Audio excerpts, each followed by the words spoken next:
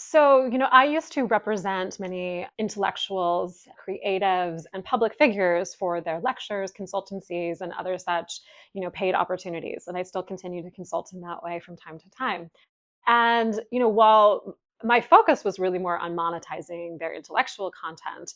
I did, because people knew I was a performer and that I continued to perform while I was agenting, they would sometimes come to me with questions around the voice, because especially the really successful ones who were sometimes giving 2 speeches a day or a speech a week, and they were on the road and they were on planes that dry out your voice and all of these things,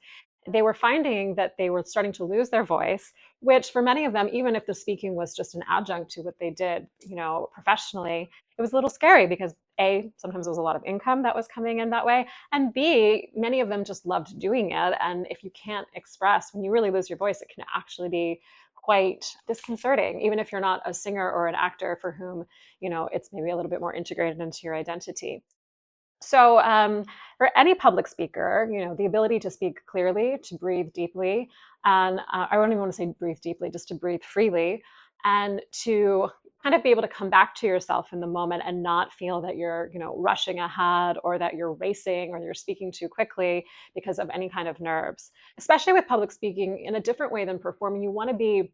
obviously you want to be present in any activity, but there's a certain kind of presence that you need to have that is much more about adaptability, because you might be getting a question.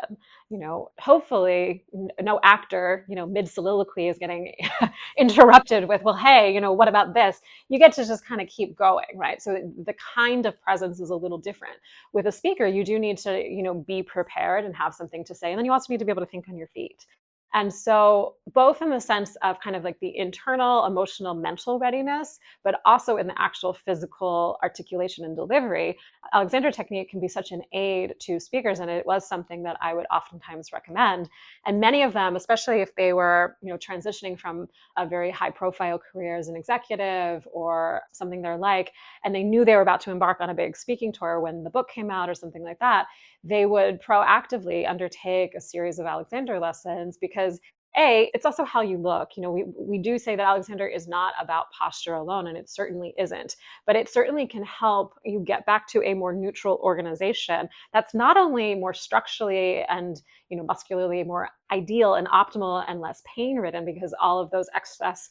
habits that have excess tension in them are no longer there. But you might have a habit of doing this because you carry a bag on that side all the time and you're not aware because that feels normal to you. But if you're on stage like that,